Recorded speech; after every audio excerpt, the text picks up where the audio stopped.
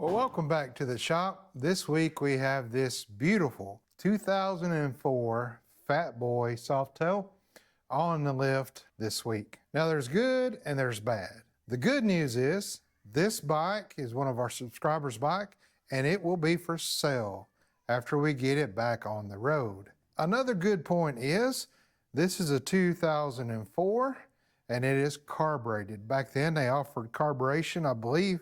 They offered carbureted bikes up until, I believe, 2007. I think it's when they switched over to all fuel injection. But you still had an option in 2004 if you wanted a carburetor bike or a fuel injection bike. And this, whoever bought this new, bought it with a carburetor, so that's awesome. Another good thing is it will be for sale after you and I get it back on the road. The bad news is it's in 2004, so it's got the spring chain tensioners that often go out. I've seen them go out as early as 30,000 miles. If you make it to 50,000 miles, that's a blessing. This bike here has 53,773 miles. So we don't know the condition of the cam chain tensioners. So we will have to at least check that. My guess is as clean as this bike looks, somebody took care of it, and so those tensioners probably got replaced around the 40,000 mark, but we will definitely double check that. But also besides that, it is up here for a wiring issue. So let me tell you the story about the bike and how it wound up here. But my name's Kevin, and welcome back to Butler Customs Motorcycle Shop.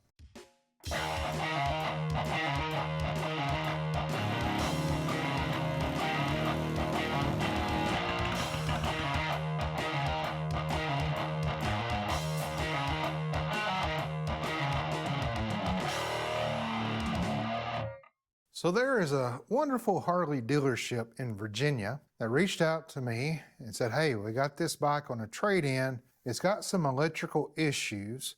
We did the service on it. We went through all the checks on it and it failed the electrical side. So we're not going to be putting it on our showroom floor or up to buy. Did I want it? Well, at the time I was kind of full on projects, but some subscribers of ours went out and snatched this up. So the story on this is, it was well taken care of, beautiful bike, but there's some electrical gremlins involved in it. Now, as you can probably see, there's just wires hanging out there. There's these underglow lights, which just don't. They were a thing, but they're not now, just don't. I think the brake light comes on in a weird way. I don't know. We started it up to get it in the shop, rolled it on the lift, and that's it. I did look up the VIN of this. I don't think it came this color. I think it said a coral white or something on the VIN. So I don't know if it's been resprayed or not. It's like a beautiful kind of teal color with a silver and some maroon pinstriping. So I don't know if that's aftermarket, but it looks really good. I can kind of see that the pinstriping was done by hand, maybe. But I'll walk you around it and show you all the whatnots about it. But those folks at Black Bear was so kind, they sent up with the bike a t-shirt for me. So there's their logo there. And that's the front of the shirt there. So pretty cool if you're ever in that Wytheville, I think I'm saying that right, Wytheville, Virginia area, stop by and see them. I've never been there, but I hope to go one day and meet everybody. They seem really nice. Also, they sent me this big banner to hang up in the shop. Black Bear, Harley Davidson. So pretty cool. I think I got a good place to hang it over there, hang it up, and I really, really appreciate them sending me this banner and a t-shirt in my size. Pretty cool. So what we're going to have to address is, of course, the electrical issues, and we are going to check on those tensioners. Hopefully they've been replaced, and all it's going to cost us is a little bit of oil and a new gasket to go on there. We can inspect them from the outside and get mirrors up in there and look at that inner tensioner as well. So that'll be good. They did a full service on it, so we don't need to change oils, plugs, anything like that. The chrome on it looks very, very nice. It does have an aftermarket Vance and Hines pipe, so it is carbureted. So it's probably been rejetted in the carbs. It fired up nicely and sounded good. Of course, had the choke on, but you know, we'll take it down the road and see how it handles. But let me walk you around it and then we'll just jump into it. Now, I just love the way that the Fatboys ride. They're a good bike. They're balanced well. There's front and soft tail frame. So this is going to be a twin cam B motor. It's hard mounted. There's no absorber, and there's balancers and absorbers inside the motor. Never ever seen one of those balancers go bad. If it ever does, you're basically splitting cases, but I don't know how they built them, but I've never seen them go bad. Some people like the hard mounted motors, some people don't. For me, I like them. They're pretty comfortable ride. They have upgraded the fog lights and the headlights. The blinkers are still bulbed, but these look to be LEDs here. They did swap out the rim on the front, so it's not the solid rim, and matching rotors as well. So that's pretty cool. I don't know about the tires. They look in great condition. We'll check the date codes on those. It's got a little skirt here, guard for the front fender. I did see a nick or two on the back of the fender. 1, 2, 3 nicks there on that side. Don't know if they were installing this aftermarket crash bar. They got a nick in there. I'm not sure, but it does have a nice, they're not meat hook crash bars, but they are pretty nice, and that gives you a place to put your foot up there, stretch out, or put your calf on that. So pretty nice. It's got the floorboards on it, of course. Carbureted, it is choked, and you can just see all these lights here, and they're old LED lights. And they've got wires ran up, you know, around through here. We're gonna have to just take off. I guess these went to lights. There is a switch down here that's zip tied. Okay, we just fixed that. I'll save on that switch. A nice little toggle switch. Nice chrome on everything. Looks really good. The rears still have the pegs, not the little small floorboards. On the back, there's a little nick here. Little boo-boo there. Just feels like it's in the paint though, not, well, that got down through primer, but not dented. A little bitty nick up here with seat, probably messing with the seat there. The back has been blacked out, so these are still bulbs. They're smoked lenses. This is LED, you can see inside that. So it might just be an issue with the tail light itself. I don't know, but we're about to switch it over and see. Vance and Hines shorts on it. Sound really good. Everything looks good and clean up here. I don't see any leaks, any drips. I've kind of walked around it myself. Everything's nice and tight on it. Matching pads up here for the brake as well. Now, when Harley gets bikes in on trades, they'll do the tune-up, they'll go through everything. So I'm assuming they check the fluids and all that. We don't have to do any of that. It's got the chrome switches up here. Nice little Harley top cover for the triple tree for the bar clamp. And yeah, that's about it. As a walk around, that's about all there is. A little scrape there on the swing arm, nothing major. All the hoses look good. It's got the chromed oil hoses as well. It does have a trickle charger, it looks like. A Moose utility system. Sure. I guess any trickle charger would kind of plug in there. I don't know if it takes a specific Moose or not. I'll probably take that off, and I sure don't like it hanging around, flopping right there on that exhaust. That's bad news. Don't know if it's fused or not.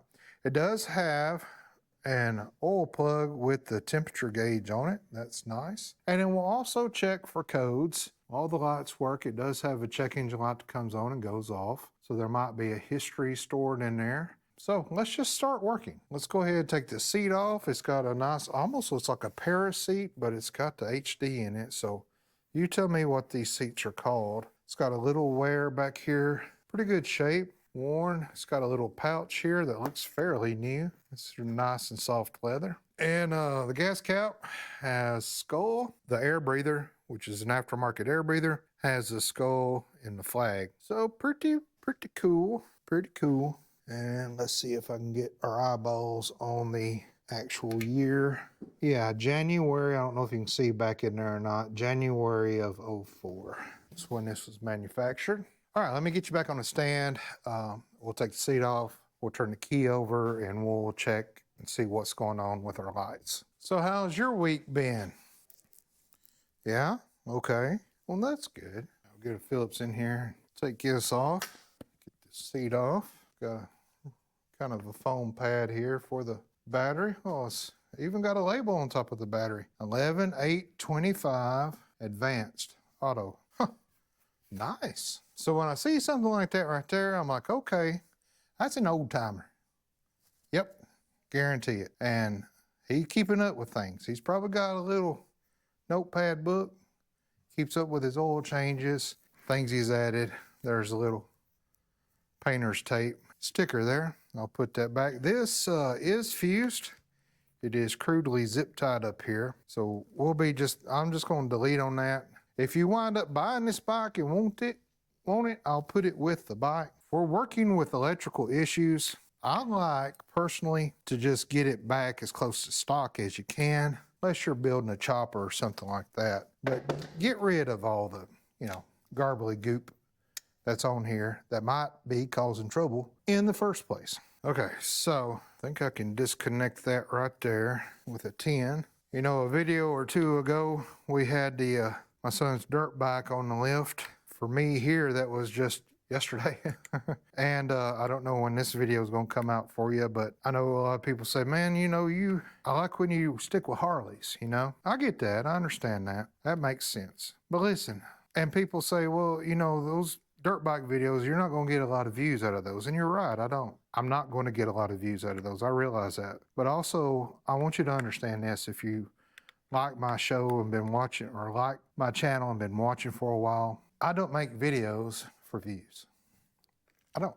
I always started this channel so that you and I could hang out together in my shop, chew the cud, have some fun, wrench on all things bike related, and maybe learn something along the way and have a type of fellowship. That's it.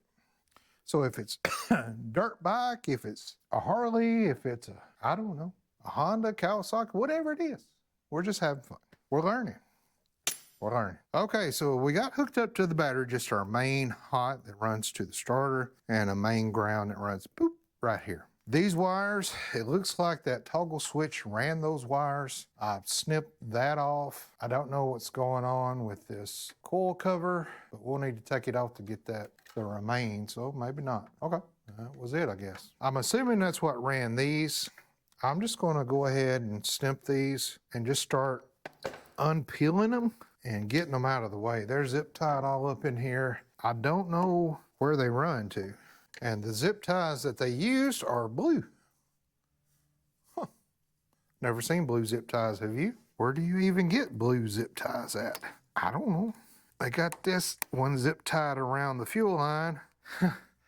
So I want to be careful around that. Boy, they put it right up under there too. Good night. Get that, there's a section of them there. Bring these out here. There's some more. Here's the one that got zip tied together. There's some more of that. 1, 2, 3, 4, 5, 6, 7, 8, 9, 10, 11, 12. God, how many lights did they have on here? I don't know. They had a bunch. They've got a zip tie here that goes to nothing, and we'll run our clutch cable in here where it should be ran. Oh, wing nut. There you go. Some house wiring there for you. Okay, and then looks like it's spliced in to probably passing lights. I'm not sure. This connector here probably came with the wires. There's a ground wire there. We'll have to get off. I'm going to leave this like this because I'm pretty sure it's still hot when these come on, and I don't want anything browning out on us, sparking on us. So let's go ahead and turn the key over. And before we do that, let me see what we're at battery-wise. Does look like a new battery, so that's good. I just want to see, because we might have to leave the key on for a moment, testing things out, and I don't want to run it down. Yeah, 12.55, key on, 12.3, 12.2. So, what's we got going on?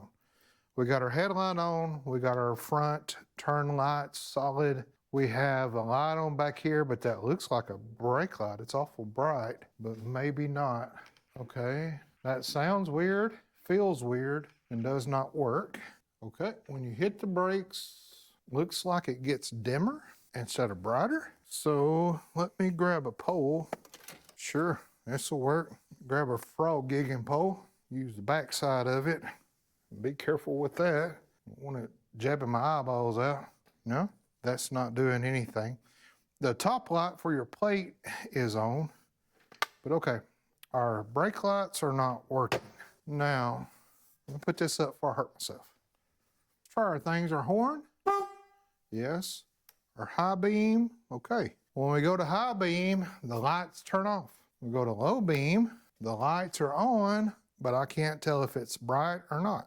Okay, when I go to high beam, they go off. So we got a headlight issue and a brake light issue. Let's try our turns. They should be self-counseling. All right, our front ones are blinking. Our rear ones are blinking. Let's try our right. Our right front is blinking and our right rear is blinking. Cancel those. Let's check out the dash. Yes, yes, and high beam. Okay, high beam works on the dash, but the lights go out. Now let's try our hazards. Okay, they are working on the console. They're working in the front. They are working in the rear. Okay, we'll cancel those out. Now let's try our passing lights, which I believe is a switch right here. Yes, those work. Most people have those passing lights on a switch, and then some have them wired in where when you hit your high beam, they'll come on as well. Our kill switch, if we turn it off, nothing. If we turn it on, of course, you're not going to hear anything prime. We do have a check engine light that come on and went off, but I just want to hear it crank. I don't want to try to start it. The choke's not on. Okay, so our wiring issue is going to be with our headlight and our tail light. And it went down to about 12.1, and then when I turn the key off, it's climbing back up. It's already at 12.4. So this indeed is a good battery. Now let's check and make sure that it's charging. So we will turn the choke out, give it a couple squirts. The fuel, I don't know if the fuel's on or not. The fuel is on. I don't know how much gas is in there, so let's go to reserve. Let's start it up, and I do want to check and make sure that we're charging. So we're at 12.4 right now.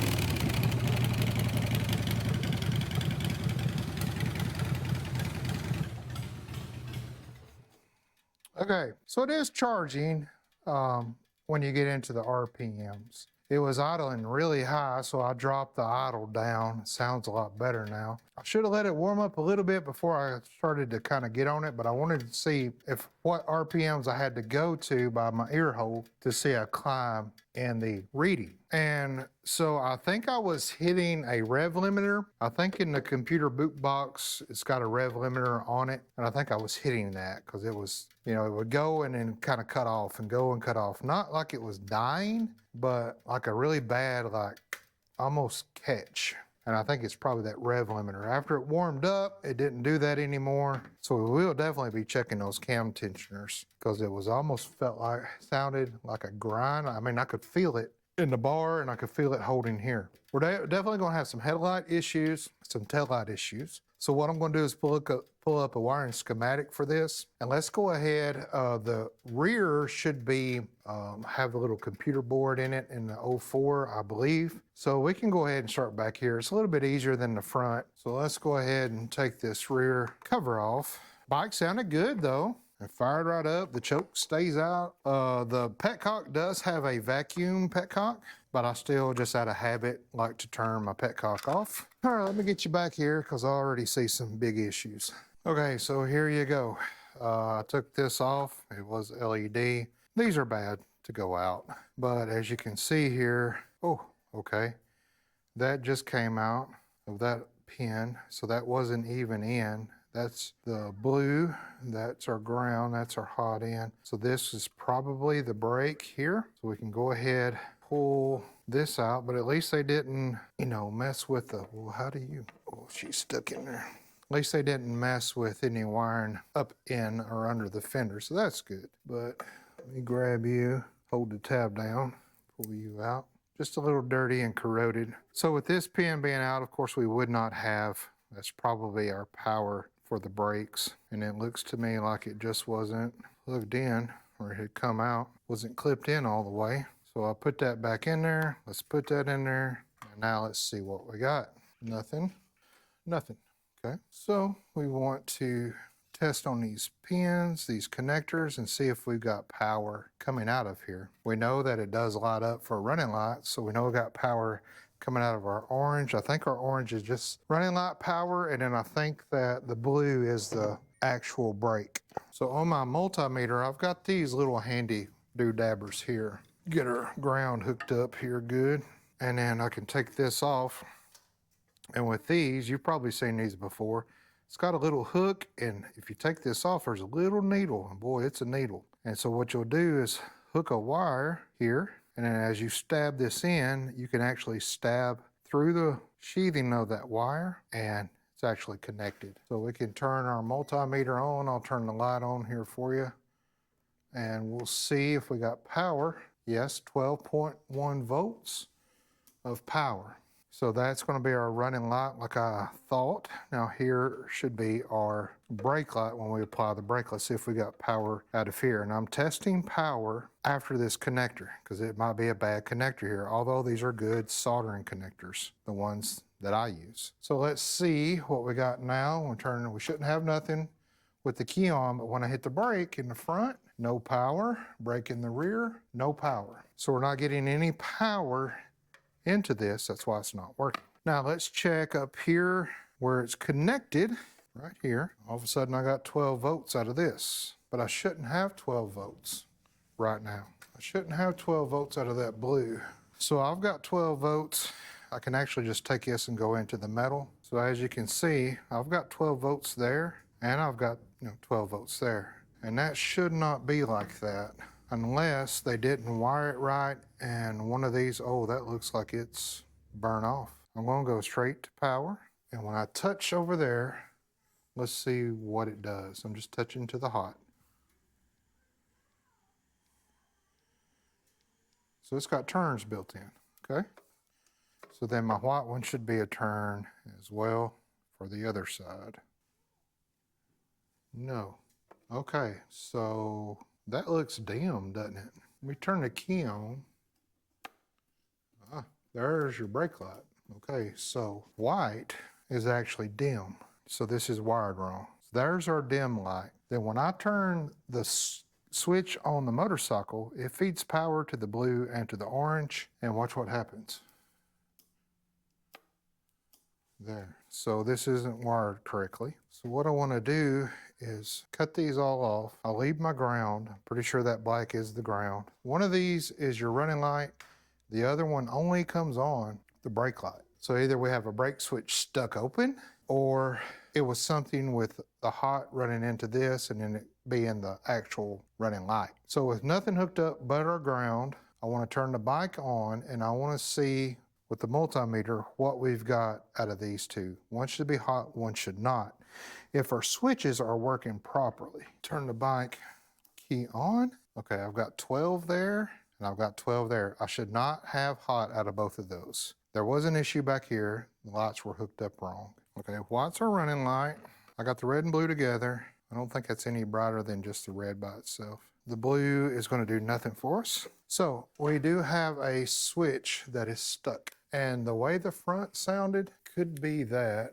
I think I found our problem. The switch is broken off of the front. I don't know when I'm going to realize this, but in order for you to hang out with me in the shop, I got to push record. So I found our issue.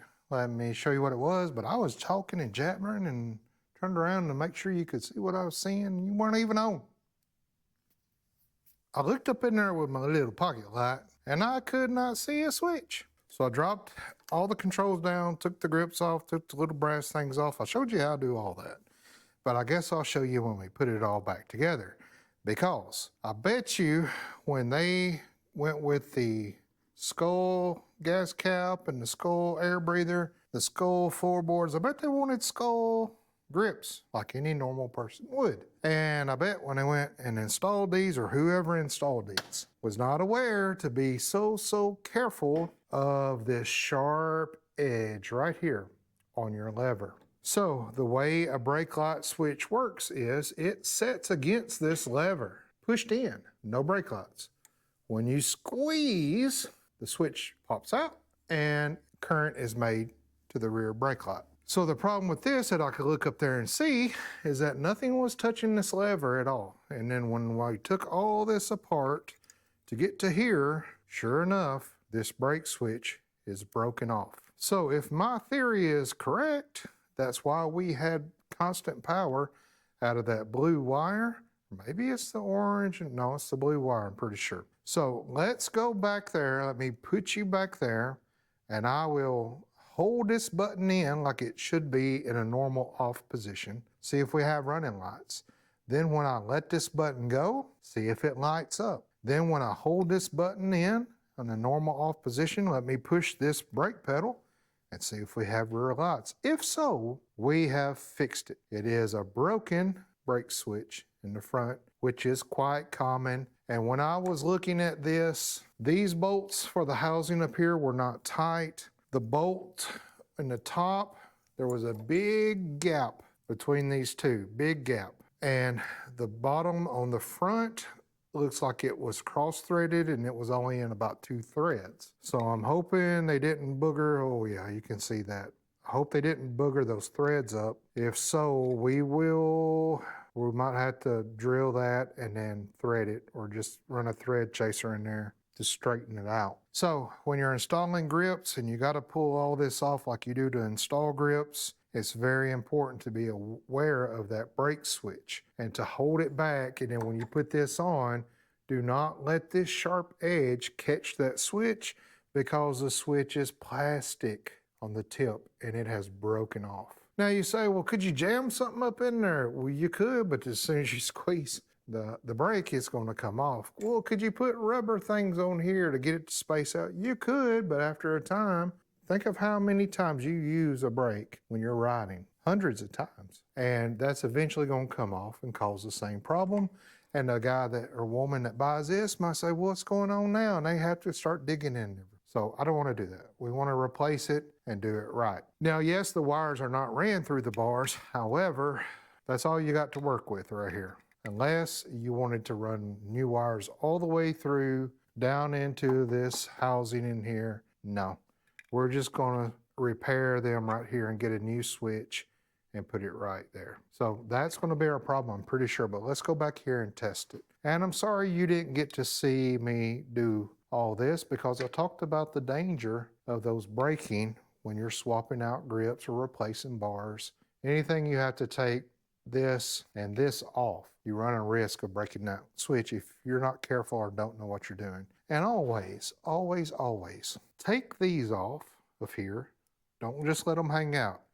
You might say, well, it's stuck, it won't come off. Well, I guarantee you when you go to put it back up, it'll fall off and you'll lose them. So take that off. Okay, let me set you up in the back, turn the key on, and we'll see if we fixed it. Okay, I've got our wires just kind of twisted together.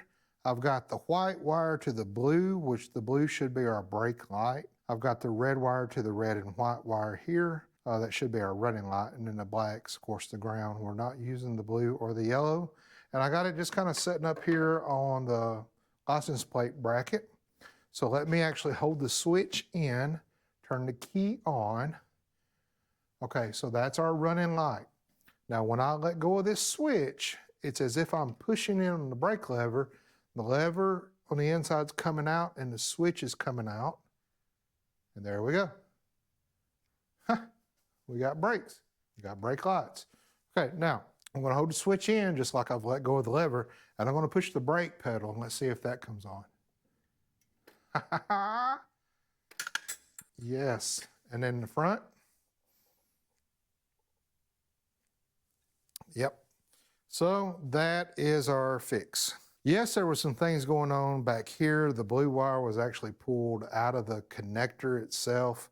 We'll need to solder these. They had this hooked up wrong. So there was a lot of things going on with our brake lights. This was all wrong, and the switch was broken off. It looks like somebody replaced the grips and wasn't careful, and that can happen. It can happen to anybody. So what we're going to have to do is cut this switch out and go to Harley and get a new switch and solder these wires back together. What are we going to do with headlight? Well, I pulled up the wiring diagram, and there's a really good website that's free that most of your modern bikes, they put the wiring diagram on it, and it's a Harley website. It's called Service Info at Harley or .Harley. I can put it down in the description for you. But you go there, you can type in your year, type in wiring diagrams, boom, it'll throw it up. I sometimes like using that because I've got manuals, both in paper and on PDFs. Sometimes the PDF ones I buy, they're not clickable links. Like I can click wiring and it takes me to the section of the PDF that's wiring. And wiring's usually in the back, so you gotta scroll, you know that deal. So sometimes that website's handy. I can just go there, boom, there's my wiring diagram. I'll just type in wiring diagram, and that's it. A lot better than just typing it in Google and trying to find it there. So I'll put the link to it down in the bottom. It's service info at Harley, I think harleydavidson.com, I'm not sure. But I said all that to say this. So there's 3 wires that go into your headlight, of course, black for ground, yellow for your low beam, and then white on this bike feeds in from your switch to where you switch it. And also the white wire feeds up here into your indicator. And if you remember, when we turn the switch on and I turn it to high beam, my headlight goes out, but my indicator comes on. So the white wire is getting power through the switch and back up here to the indicator. So it's not going to be a problem back here or under the seat or anywhere like that. The problem's probably going to be in the headlight from that housing down to that switch. Now I know my button works, because when I go to low beams, it works, and then when I switch to high, it goes off. And I know that my indicator works up here, according to the switch. So I'm thinking it's just an issue inside the headlight. So let's go dig into that. So could it be that as they were replacing grips on the left side, maybe they smashed a wire, but it doesn't look like it. Looks like they went up in there good. But let's get this off. Oh, I'm about to mess up. Let's be safe. Yeah, the fender's got a nick in it anyway, but not for me. I don't want to put one in there for me. We can take that off, our ring. These look like really nice headlights and passing lights. Should be 3 of these. Headlights already getting loose on us. And then our last one up here in the top, we can actually get our light out. Could be just a bad headlight. I don't know, they don't look like a cheap, but there's no markings on the outside. It just says DOT SAE, which all the knockoff ones kind of do now. Anyways, okay, now we can drop that off here. Okay, already I don't see a good thing here. There is crimp connectors that I hate, but on this white wire, which is our bright wire, it's exposed. It has wires exposed. Look, whoop, there you go. That's why I don't like these. Right there. There you go. I do not like these. So is that going to be all that it was? A bad connection. Get some clean wire and let's test it out. Boy, they didn't leave you much room back there. I think I'm good on the wires. They just didn't crimp that good at all. We'll do that one there. We'll do this one here. Keep that all away from anything metal. Point that towards you so maybe you can see that. So now, was that all that it was? So let's turn our lights on. Okay, that's our low beam. No. Okay, so nothing on the high still, so it wasn't a connector. So let's see if we're getting power out of here from the bike itself when we hit that over. If we are, then it is going to be an issue with that headlight. Just a bad aftermarket headlight. All right, let me get on our ground over here. Always like when I can to go straight to the battery for ground. I know some people say it don't matter, but matters to me. Set you there. I've got nothing now. Okay. You just have to take my word for it, I guess. Okay. No power yet. Of course, that's dims. Now when I go to high, 12.12. Switch it back to low beams, nothing. Okay. The issue with the headlight was the headlight. Yeah. Sometimes that's how that works. Now my question, do I have another headlight? I think I do. Boy, it's a weird looking bird there, isn't it? Yeah, I think it's just an Amazon light. So all these others look good. Of course, you know me, I'm getting rid of these. These do not last. They get water up in there, they corrode, they rust, they're gonna come apart on you. So I wanna solder them correctly. But for now, I wonder if we can just hook this back up for the time being. And I wanna see if I'm getting power out of this. It might just be this. You never know. There we go, we'll get one of these stabber things. And then our green, stab it in there, turn the key on. Okay, I've got nothing, let's go with high. Yeah, 12.1. So it is indeed a bad headlight. And that's sad because it's a pretty headlight, really pretty. Okay, so we found the culprit for our brake light. We found the culprit for our headlight. We took all the wiring off of the light, underglow lights, the glow lights, all that mess. I don't know, do any one of you repair these? Do you want this? I was just gonna throw it away, but I think it's sealed. I don't think there's a way to repair them. I think I've got a stock one I'm just gonna put in there. Let's test on that. But I'll save this just for a little bit, just in case one of y'all likes to tinker with them. You're welcome to have it. All right, let me dig out a headlight. I'm pretty sure I got one. So this one's off my dad's Road King, and I just want to plug it up and let's see if that's actually the issue or not. Which we tested it, so it should be. Okay, now what in the world's going on here? Okay, maybe that light don't work at all then. I know this light's good. Are these wired then wrong? Do you think maybe they wired this wrong up in here? So my ground wire comes in over here. So there's my ground. I'm just gonna take this back to the battery and see what I got when I touch it. See if that high beam comes on. I wanna do my dad's light like it too, because it ain't right. It ain't right. Now, if we get this back over here and I bypass this, now will I get, here's my ground, will I get both lights to come on? Okay, that's my low beam. Huh, the light does work. Oh, cool. Did you see that? It's got a cool blue glow to it. Oh, and then here's my high. Okay, so hold on. So let me hook this in to the low. Hold on, turn this off for a second. Get another set of alligator clips, and then let's hook this onto our hot wire, our bright wire. Let's bypass this, and let's go to this. Now what do we have? All right, there's our low, and I don't remember these. What, they're changing colors. Wow, now do we have brights? No. Okay, I don't remember those coming on before. And then they changed from blue to a white. Okay, there's lights for our low side. So power's coming in on that. What if I take that power? See, there's brights. So the light is working. But on my white wire, I have 12 volts coming out, but it's not working. If I take this hot, which is on low, and put it over here,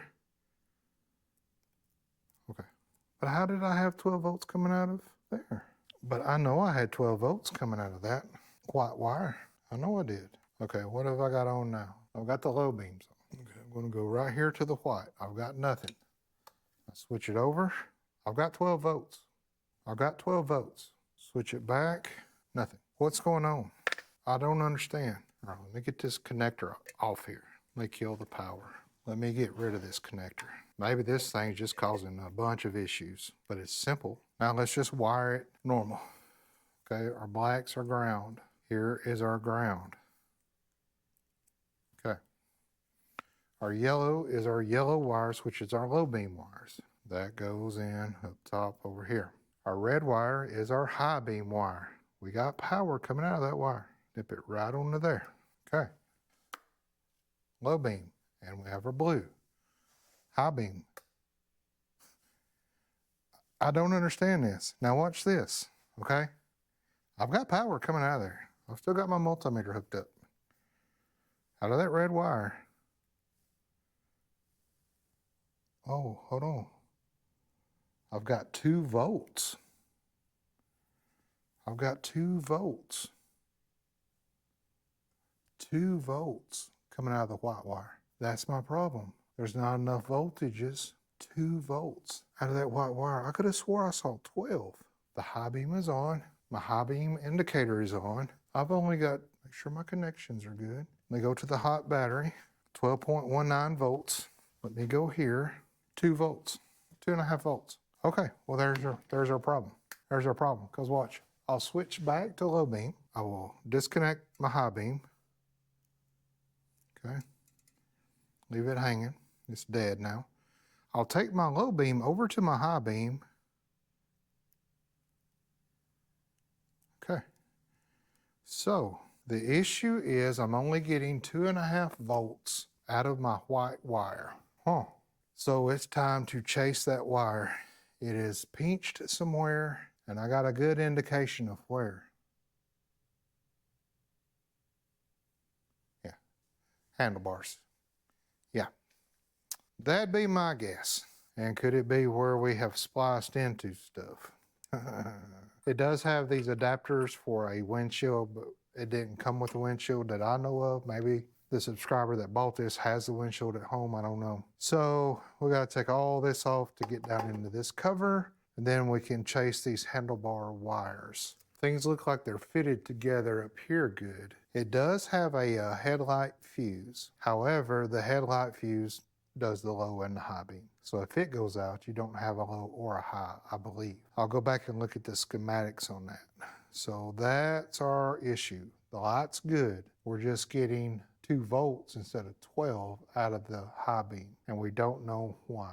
Now the 2 volts, of course, is enough to light up our indicator. So that's what was throwing me off, but it's not enough to juice up that big LED. So let me scratch my head for a minute. Let me go ahead and look at the wiring diagram just once again. I want to chase this white wire on the diagram. I'm pretty sure it runs straight back to the switch.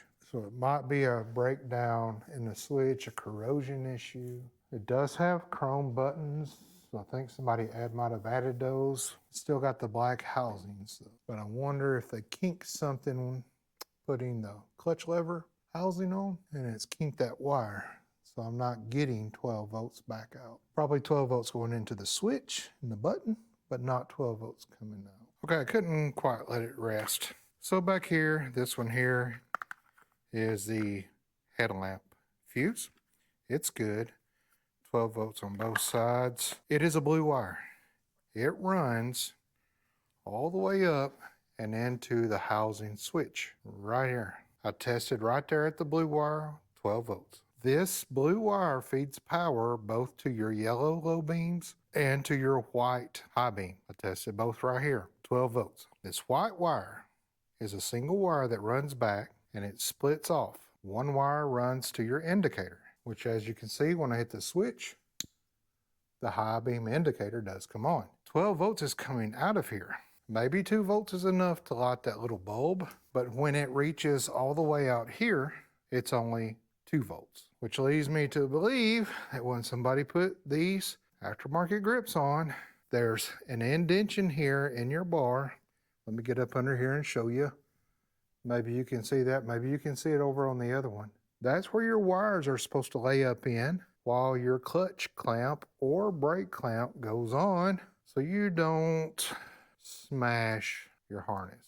And there was a blue zip tie in here, which I have never seen used on Harleys before, and I've never even seen a blue zip tie before, and I've worked on thousands of Harleys. So, well, hundreds maybe, I don't know. So there is an issue. I got 12 volts here, and when it reaches here, 2 volts. So there's an issue in this wiring. I'm thinking it's found right in here, and this is even cut where it got pinched. And if we go to the other side, I'm surprised things were working on this side because they pinched this side pretty bad, even worse. So when you're putting on grips or swapping bars, you gotta be careful. You got a lot of wiring up here you gotta be careful of. So I tested the blue wire coming back from here up to here. It's good. I tested the switch. 12 volts coming out on the white wire. It's good. So there's a problem between right here, what runs into the headlight. I bet it's pinched and smashed and probably just a strand or two left in that white wire. Well, it probably means that we will take all of this off the bars, and we will have to rewrap this side and get that, repair that wire, and then rewrap all this. Because I'm going to have to dig in here, especially right there. So I just couldn't go to bed like that. It would have bothered me all night. I wouldn't have got a wink of sleep. So I'm going to dig into that harness right now. We're going to find out. It's a pinched wire, I'm pretty sure. Now, usually in January by now, I'd be freezing this time of night evening, and I'd be done. I'd be ready to go in. But it's been so nice out here. I just can't quit. Okay, here's our wires here. There's our white wire. I'm going to go back to the damaged part. We're probably going to be replacing all this anyway, but I want to go back to the damaged part. I think it's right in here that we're trying to find. And I need one of those little thread seamstress trippers. Those work really good. But I've done this long enough. If you're just careful and know what you're doing with the tip of your knife, you're okay. So I want to turn the bike back on. I want to test here. Then if I only got 2 volts here, I know my bad connection is from here to here. So I don't want to strip everything back if I don't have to. You know what I'm saying? Does that make sense? I hope so. On my switch, switch over to high. Go to ignition. My high beam is on, and I've got 12 volts. It's not an issue between here and here. And my switch is working because I've got 12 volts. So let's keep digging back until we find the culprit. I do see a little split right there too. So we're getting there. We're getting close, I believe. Past all the bad that got pinched. So let's look. Our wire looks perfectly fine. So they did just pinch the sheathing. So that's good. So none of this looks damaged. So we're going to have to pull all this off and get down in here to see what's going on. And I have this multimeter on my Amazon store as well. If you'd like to pick one of these things up, they're really handy. Okay. And we're past the bad part of the harness that I thought was going to be our culprit. So it is not. So, oh, that's not even on there. Okay, hold on. Can I just unbolt these and slide this off? I know this is slid. I think this one up here is not. Maybe I can see. All right, so my plans is just to take this 3/16 Allen and just loosen these up. If I can get this back plate off, should be a 1/2 inch. I got a 5/32 for this. I think this bolt has to come all the way out, I think, if my brain is braining right. Okay. Okay. So there's a switch that runs our passing lights there. Maybe we can see a little better.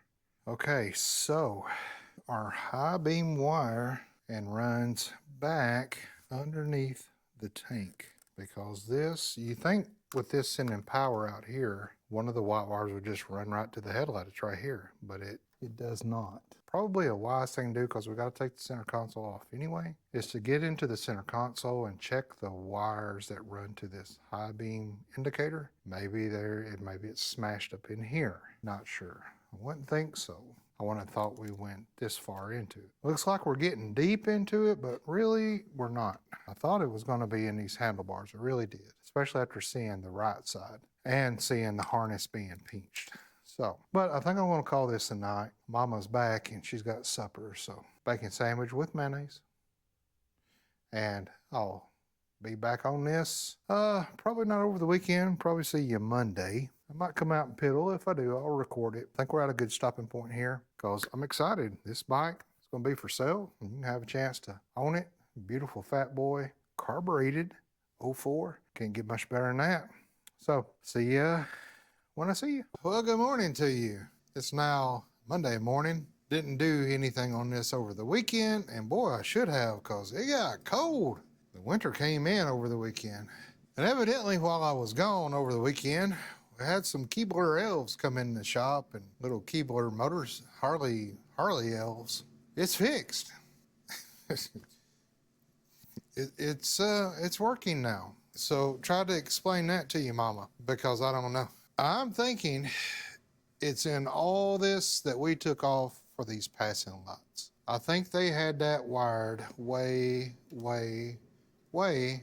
wrong. So nothing's touching. I'll turn the key on. You watch the light here. That's our low beam light. And then when I switch over to high beam, we have high beam now. And it's working fine. And the high beam is on the indicator. It's working fine. I've played around with this wiring up in here. It doesn't seem to be bad. You know, I'm trying to get the high beam to kind of, you know, cut out on us, but it's not doing that at all. I cannot get this to cut out no matter how I twist or bend wires up here. So evidently, yes, there was a pinch in the harness, but it wasn't in the wiring. But when I took all this off and pulled the switch out and all that, then I guess that was the ticket. So the light is technically fixed. It is working. So we now have our rear lights working and our front lights working. So everything should be done with the wiring. Now what we've got to do is replace the front brake switch, which my wife is out in town, so she's going to stop by and get it.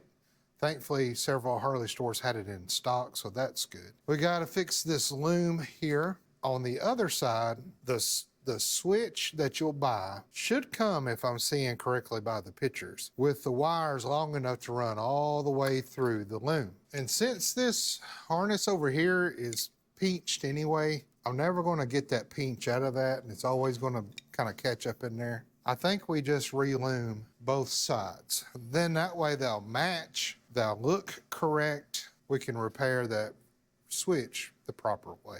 All right, so I'm having issues, but I'm glad I'm having it right now and not after everything's done. So this morning I come out here, the front works, front headlights. Also said, well, let me hook the wires back up and check the rears. Nothing. Okay, I got the piddling, ground, the brake light, hot, the running light. It would work, then it wouldn't work. Then it would work, then it wouldn't work. I wiggled this, I cleaned everything out, no. Then I come over here, tested my ground, tested my blue wire coming in, which feeds everything over here on the brake light after the computer board. So this blue wire sends power to the computer board out over here. And it was kind of intermittent. Sometimes it was 0.1 volts, sometimes it was 12. So my next thought was, okay, somebody's rode double and had a, you know, hefty woman on the back, or dude, I don't know. And the bike fender hit the tire and the tire burned through the harness that runs right up through here.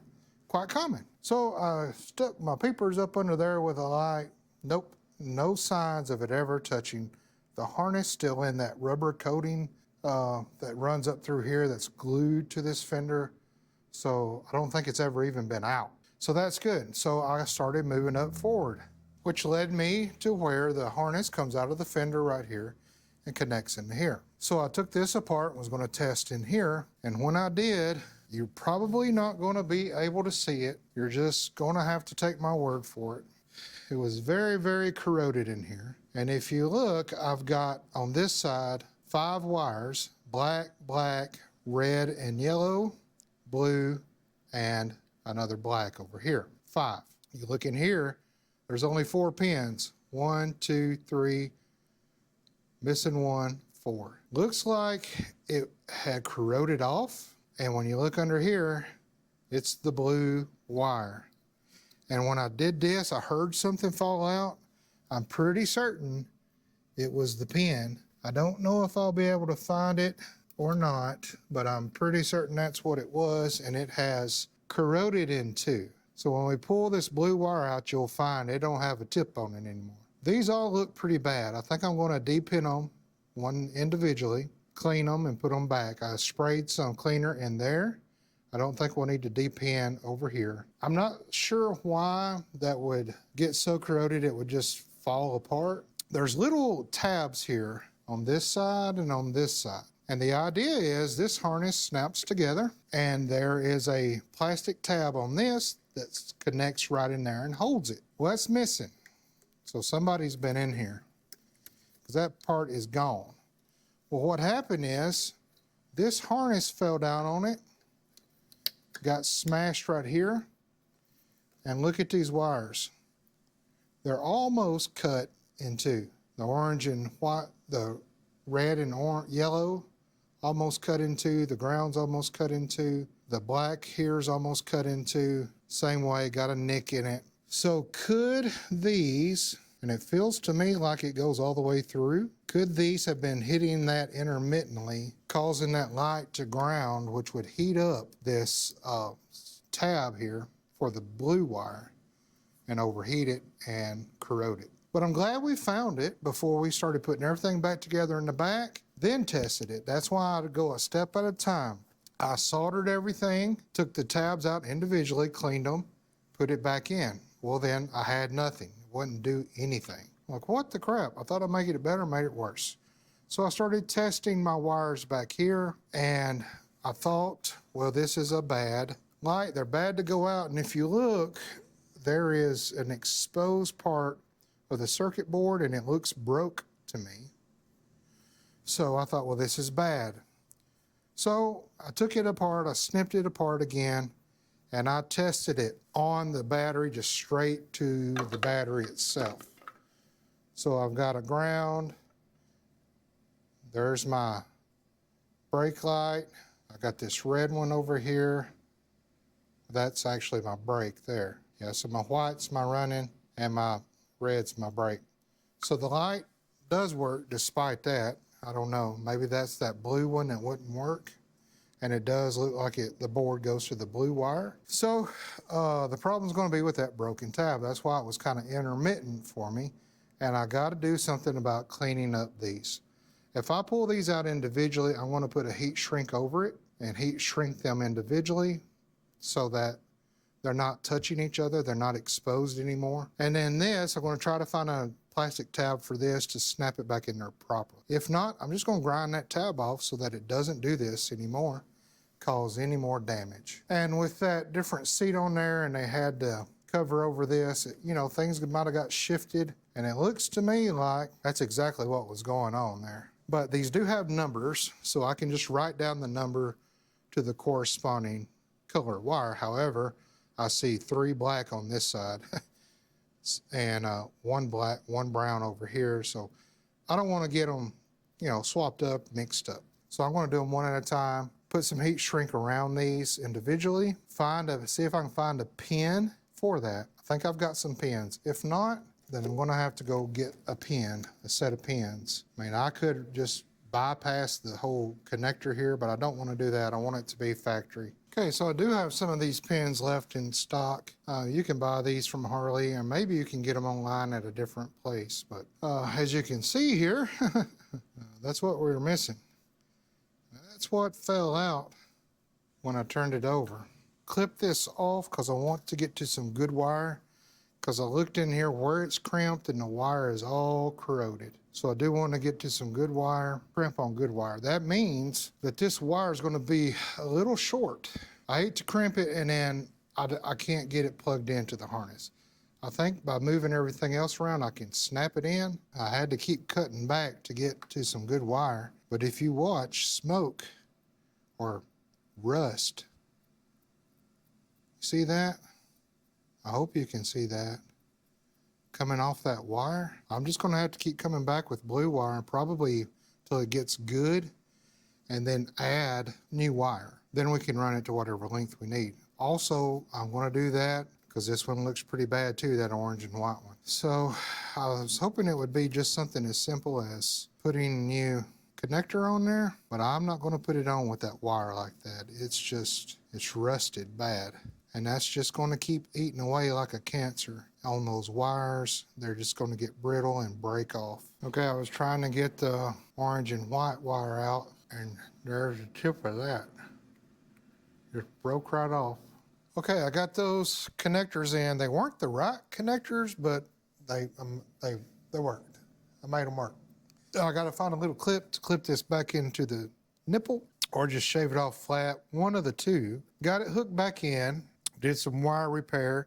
So we put 2 new terminals, one on the orange and white and one on the blue. Got them snapped in. Now, I'm working up here on the passing lights, so they're going to come on when I flip this on, but don't worry. Just doing some testing. So let me hold the brake switch in. We'll turn the ignition on. There we go. And then we will let go of the brake switch. There's our brake for the front. And then we'll push. There's our brake for the rear. Very good. So all that's working. And then we got our turns that work as well and work on the other side. Our high-low beam is still working as well. And then I'm just refixing that wiring on the passing lights up front. And then I got to solder everything back up front again. And we're done with the wiring. And it did turn into quite a fiasco, but I'm glad that we found this issue because that would have drove us nuts. Because this would have worked, and then started it up, it wouldn't have worked, and then turned it off, it would have worked. And then, now I'm still dealing with the crazy gremlin because if I put the fuse for the lights in, nothing back here. The front turns light up. If I take the fuse out, everything works back here, as it should. The front turns won't stay on. Now they'll still blink, they just won't stay on. Now I looked at the schematics, and from the hot side, you have a blue wire. So you have a red wire that feeds on the hot side of the fuse, and then a blue wire. That is the only power that that blue wire gets. It's the only source to get power from. So I'm not sure that why, when I take the fuse out and disconnect the red wire from the blue wire, why I have power all of a sudden back here. I think a lot of it has to do with this light. So that blue wire that's broke off or on the circuit board, I think has to go in there. So I'm going to try to find, if I can, another light with the correct connector and try that with the fuse in and see how that works. I think that's the issue. I think it's crossed up in the circuit board back here. And so the orange and white side is still feeding power to the blue side. And that's why I still have power back here, but no solids on my front turns, which is fine. So I'll just leave the fuse out for now until I try some of this back here with a more standard stock bulb, because these are bad to go out. So right now I'm going to solder the front end, put everything back together, put the switch back on. The switch for the passing lights is ran off the low beam light. That's how it's wired stock. So I'm going to wire it back. I'm just getting rid of those crimp connectors. Got to solder in the headlight connector and then put everything back together in the front. So I made an executive decision without you. Sorry. So here's what I want to do. I've got it spliced the harness off till about right here. So once that gets up in there and that side cover comes on, you won't see it. So I'm going to run new mesh harness from just here up through here. So I did get the new switch in. Now, when you got the harness on, you'll see there's an orange and white for the brake switch, and there's an orange and white for the turn as well. Well, the reason for that is if you follow up in that harness, the orange and whites from the turn light and the brake switch are together. The power that feeds these two are together. This white and brown wire goes out to the lights, to the left turn, and then this red and yellow wire goes out to the actual brake light, runs back that way. So this is your main power in. One wire that splits off right here into two. We can make our cuts anywhere we want to. The new switch, here is the part number for the new switch, 71621-808.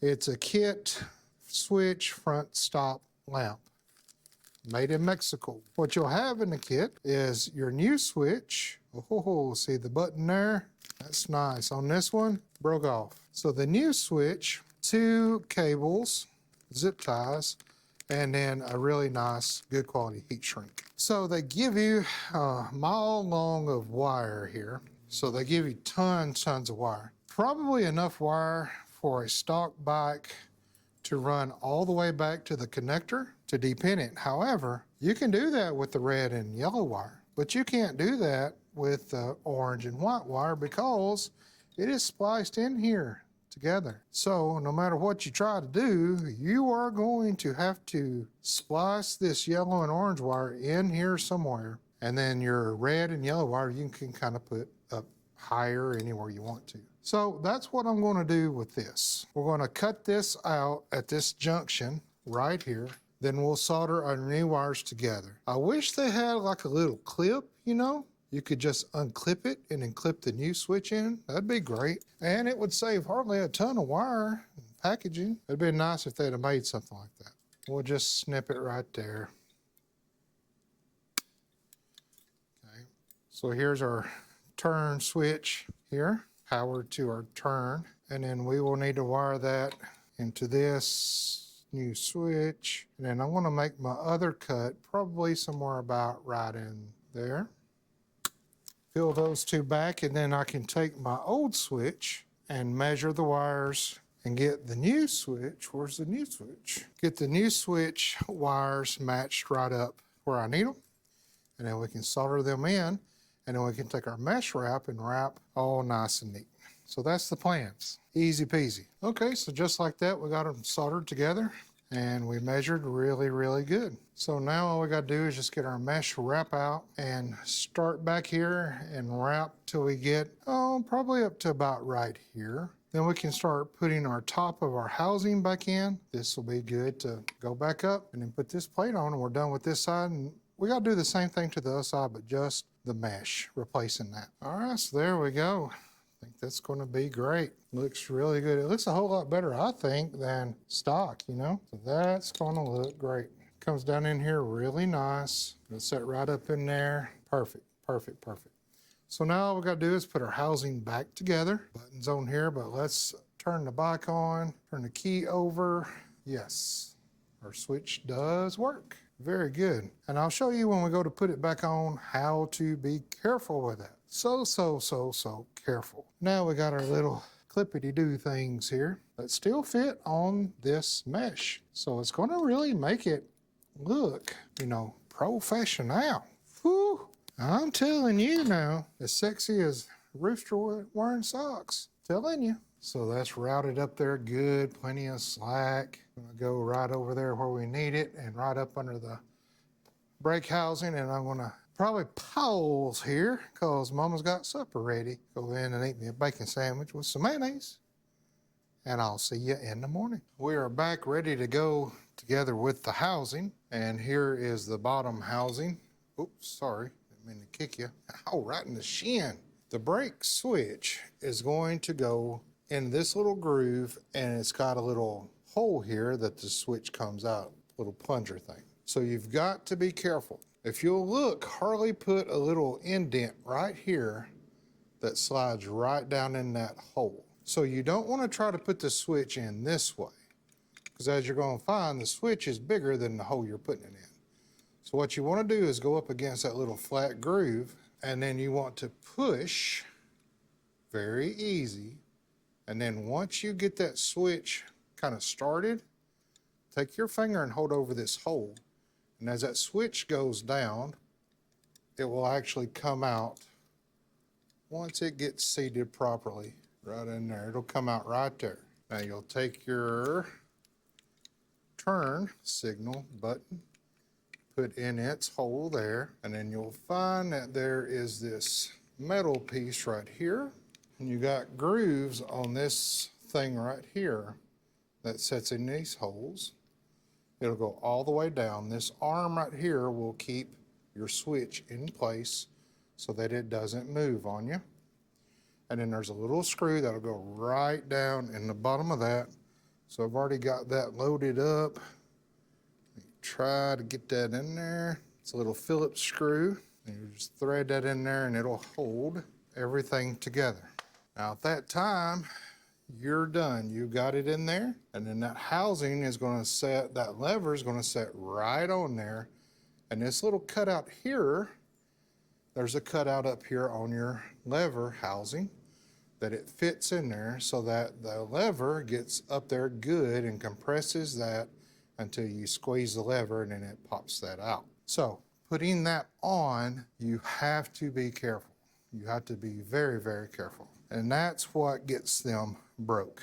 Now, this one here was cross-threaded, but I think I got it uncross-threaded, so we're gonna see. And of Of course, I've got to take our brake off now because our wires go up underneath this housing. Throttle that goes on. We've got our cables that have to go in the throttle. Okay, so when you get everything set up here where you can kind of smash it together and it's all good, the cable for this is kind of ran down and around.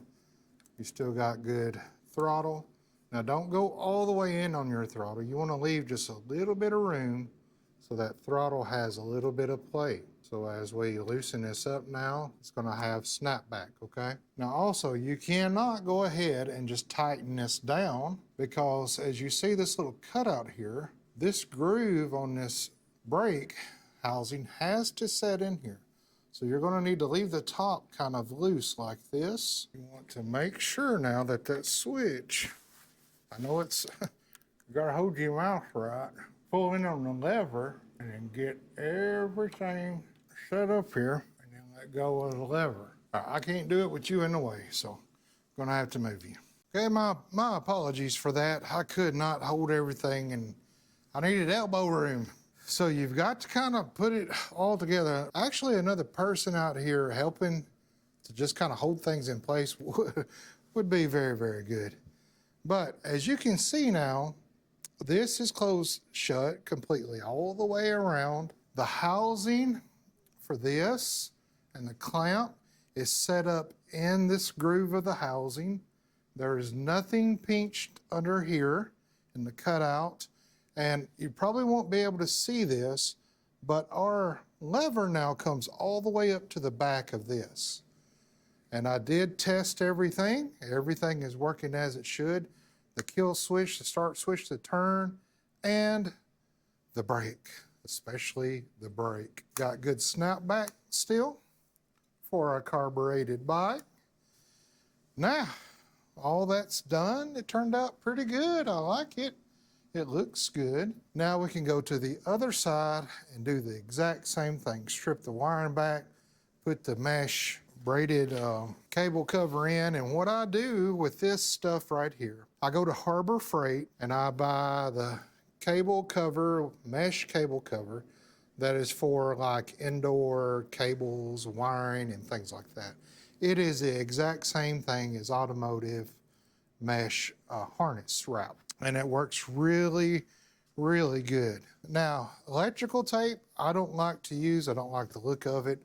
And even this fabric tape here, which I have some, it still gives the tape look, even though it's fabric and it's waterproof. But I like the look of that braided, that black braided, especially if you get a bike that you're gonna black out, man, those mesh braided covers look awesome. Let's go to the other side. I'll do the exact same thing. And then all of our wiring for the bike should be done. Then we can get into the cam cover and just check out our tensioners and see how they look. Hopefully they've been replaced. I'll try to get you in here a little bit better, but maybe you can see there now that it's good and tied all the way around. This is in the groove, which it wasn't before. The lever is all the way flush up against the switch. Cables are ran underneath where the cutout was and go right under there. And then by the time you see them again, they're the original housing. Good snapback. And then on this side, you can see that the housing for the clutch lever fits right up nice and snug here. There is a cutout up here as well, or down here actually, that the lever sets in, the lever housing sets in. You can see there's our wires. They're not pinched. They're running up in there and the cutout as they should be and loomed down. Now, you might have a bike that's got a clutch safety switch. It'll be the same kind of deal as over there, meaning the bike will not start until you push the clutch in if it's in gear. A lot of people bypass that and don't like that, but if it's in gear and you forget it's in gear, without a clutch safety switch, it'll take off on you. So they added a clutch safety switch, I think, correct me if I'm wrong, maybe 06. But as you can see here, everything's nice and tight. That bolt or that threading that was right here, that was cross-threaded, I was able to actually fix that. use the original bolt, so that worked out good. So everything is back. My switch works for my passing lights on low beam. My blinkers worked. I've tested everything. I did see, I don't like how this clutch has this play here. So you're supposed to be able to pull this back and only fit a nickel in there, and it looks like I could fit about 2. I'm gonna go down here and adjust this out so I can slide just a nickel down in there. Let me show you. I keep a nickel in my tool cart just for this. If the kids ever find it, it'll be gone. But I'll pull this out, stick my nickel in there, and it should be kind of snug, almost like a filler gauge, and it is not. I can actually wiggle it back and forth. So I'm gonna adjust that out till it gets tight on that, and then it should be setting about right there when I pull this out. But as you can see, it's a little loose, so the clutch doesn't actually start to even pull the cable till about a quarter in, and that's a little sloppy. That could cause clutch slippage, not a proper engagement. So I'm gonna pull this boot back, break the lock nut, bring it out till I get that there. Then we can move over to the cam. Now I've been looking with these aftermarket pipes. I don't think I'm going to have to remove floorboard or the front pipe. And they had these little, looks like these little chrome toppers on here, which seem to be a good idea, but they're not. Here's why. If you look inside this right there, there's glue in there. So I've got to pick all the glue out. There's one down there, one there. So I got to go in there with a pick and pick all that out just to get that glue out of there, so that I can get Allen head in there nice and flush and good, because you sure don't want to strip any of these out. But I say all that to say this, I think I got enough room down in here to work and even get my torque wrench in there, I believe. Please, please, please don't pressure wash your bike. Please, I'm begging you. That's probably the worst clutch cable connector or adjuster I think I've ever seen. I'm definitely going to have to get a wire brush on it for that lock nut and spray it with PB Blast and hope for the best. So good grief, don't pressure wash your bikes. All right, so that's done. It actually broke free kind of easy, kind of normal, so that's good. But I cleaned it up, lubed it up, put the housing back on. Now that right there, that's what you want to feel right there. Very good. On to the cam. Tensioners. Check it out. I upgraded my oil can. Check it out. Getting big time here in the shop, I'm telling you now. Gonna have to, even with this shortest one I got, ain't gonna fit. So we're gonna have to pull the pipes. Again, easy to do. Bolt here, hold this on, 2 up there in the head. And I do have, if we have to get into it now, I do have tensioners, new tensioners, and they are the good ones. And then I do have the kit. It does come with new exhaust gaskets. So let's just go ahead and tear into getting these pipes off. I don't think I have to mess with this, but we'll see when we get in there. All right, I got the exhaust off. Now we should be good to get straight on in there with it. 3/16 on these, and according to the shop manual, you will just go crisscross when taking them apart. When going back together, of course, there's a torque sequence and order to those. So I'll just make sure we get down in there. They should not be that tight. They're only torqued. What are they torqued to? You tell me, 110 maybe at their most? I'm gonna tell you right now, it feels like somebody's been in here before. So maybe that's a good thing, you know? Maybe that's a good thing. Now with all of them out, I'll just zip them out. Take that one out. Now you will lose some oil. The manual says to drain the oil, but you don't ever. And what you'll find is that they're all the same size. They should be, as far as I know. They should all be the same lengths. Now besides wiring issues, internal motor issues are my favorite. So on this bike, I got my 2 favorites. I got wiring gremlins and getting into internal motor parts. I think these have been changed. I think somebody, oh yeah, okay. So the cover is already coming off on me. Usually you have to take a rubber mallet and try to get it off. So my guess is this has been changed already. Yes, it has. Look at there.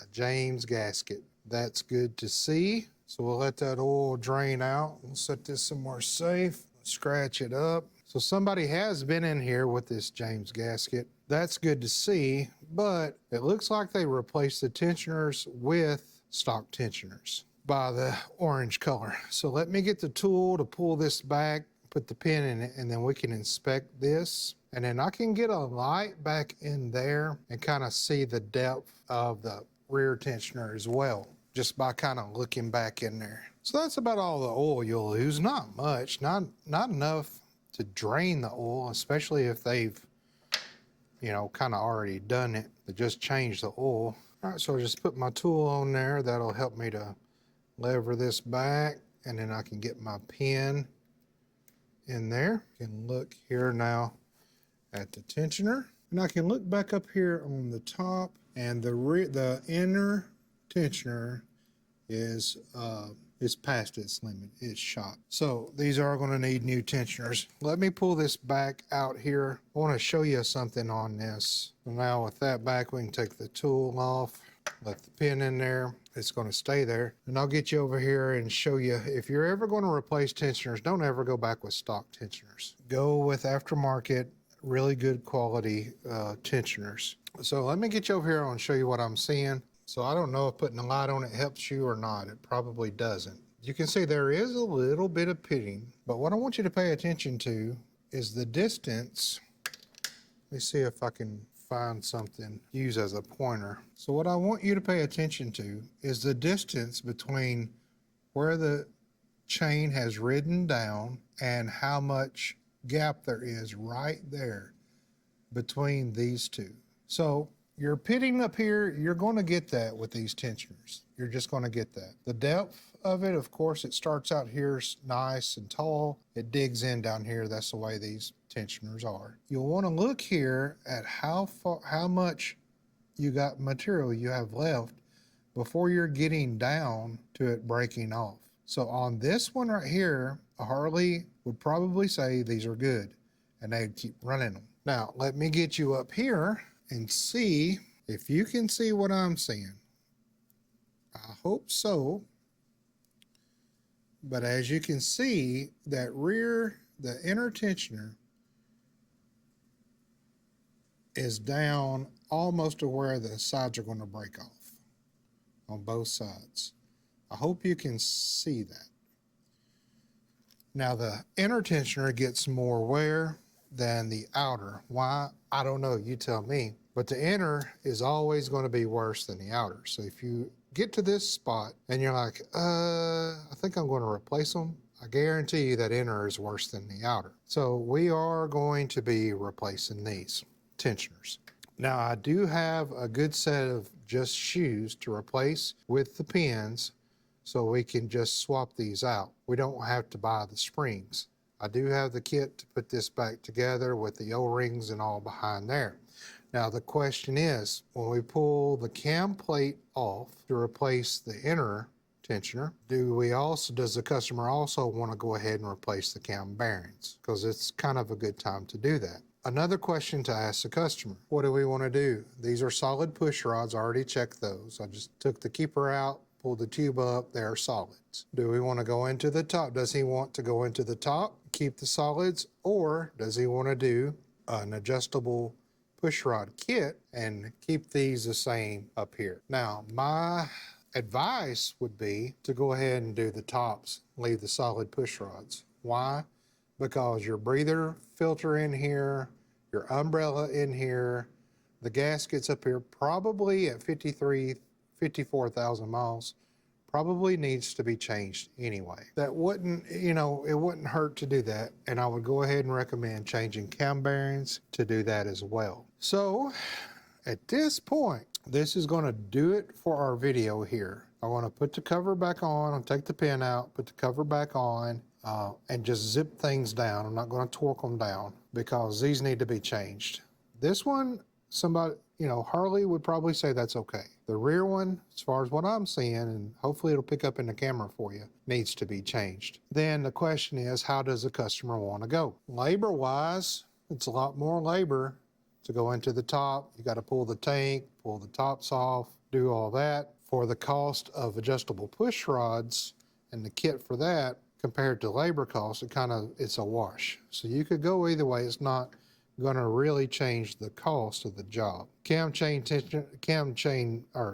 bearings is something you just want to do while you're there. Of course, the kit will come with replacing the O-rings and the oil O-ring and all that behind there. It also gives us a good chance to look at the lifters, to look at the cams, to inspect those as well. 54,000 miles, you know, it's not a low mile bike. That's not necessarily high miles. I think you get up into the 80s, then that's high miles. You know, for a car, if you got a car or a truck at 80,000 miles, that's just broke in. Motorcycles are not like that. You know, about 30,000, 40,000, 50,000, you need to start, refreshing some things. Then you're good. You know, I've seen these twin cams run, 300, 400,000 miles if they're kept up well. So unfortunately, somebody was in here, but they did not change the tensioners out.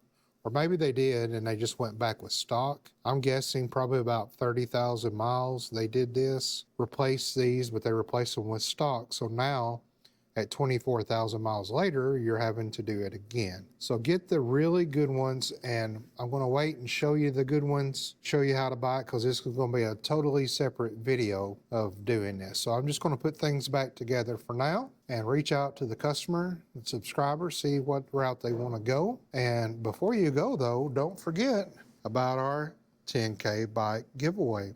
And here's a little bit more about that.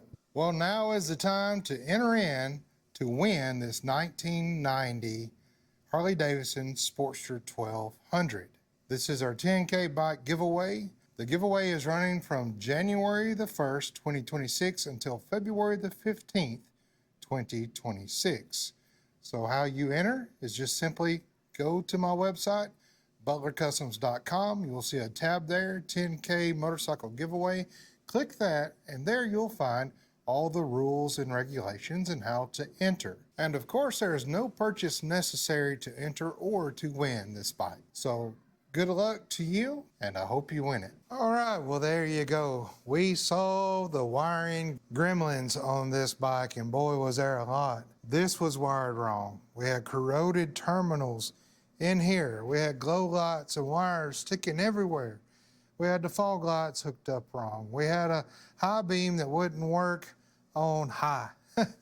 So we had wiring issues, a bad brake switch. We did a lot. Now we're going to upgrade on the motor and just kind of give it some life back. And we'll be doing that next time. As soon as I hear back from what the customer subscriber wants to do, that's the route we'll go. We'll get things ordered.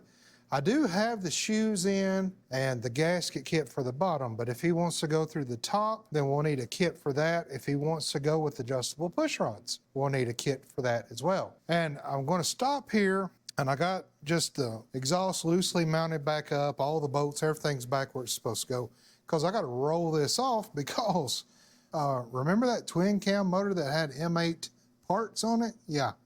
Well, we got the twin cam parts in, so we got to fix that and get him out the door. Then we've got another Electra Glide here, an anniversary edition. We've got Liberty that the paint should be done pretty soon to get her back on the lift. Then by then we can get this back on.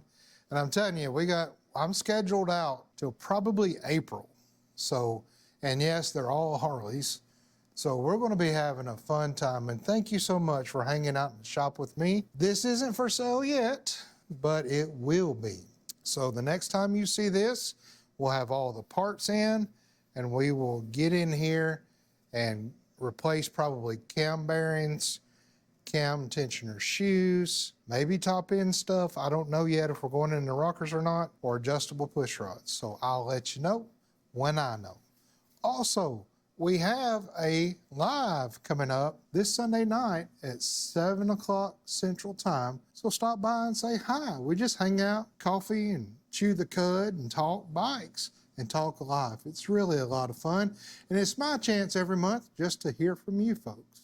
what you're doing, where you're at. What's the weather like there? Because I'm old and I need to know. Thank you so much for hanging out with me this week, and tell your mom and them I said hi.